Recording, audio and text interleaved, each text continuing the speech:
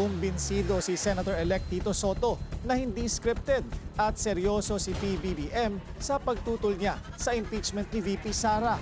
Pero dagdag niya, walang kontrol ang Pangulo pagdating sa mga desisyon ng Senado. Narito ang agenda report ni Hannah T. Sinigurado ni Senator-elect Tito Soto na hindi palabas lang ang paninindigan ni PBBM na ayaw niya sa impeachment ni VP Sara. Madalas daw niya itong narinig mula sa Pangulo noong campaign season.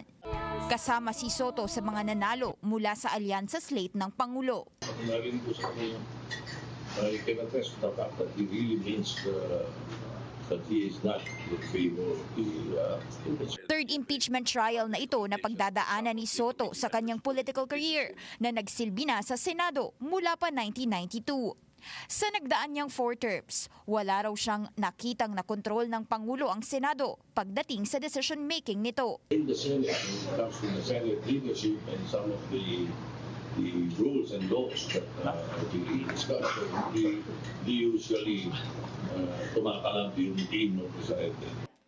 Ilang linggo bago ang impeachment trial, nagkakaisa ang ilang senador na bumuo ng iba't ibang bloke matapos ang eleksyon, gaya ng balak na independent bloc ni Senator Risa Ontiveros at Duterte bloc ni na Senator Bato de la Rosa at mga kaalyado nito. Pero para kay Soto, ang mga senador either minority or majority lang. I don't foresee what I heard from another colleague saying that meron independent bloc, minority or majority. It's not true.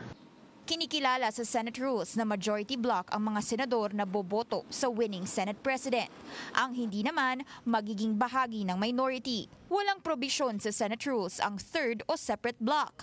Pero in practice, pwede ang maging independent. You want to call yourselves a red and white block, or do you want to call yourselves an independent block or a blue block?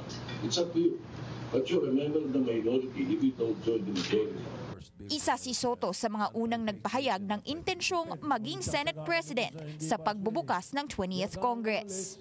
Masyado pa raw maaga para sabihing may magbabago sa leadership at Senate blocks. Pero ayon kay Soto, maaaring ang mga alyansa ngayon batay sa convenience at pwedeng hindi totoo ang loyalty.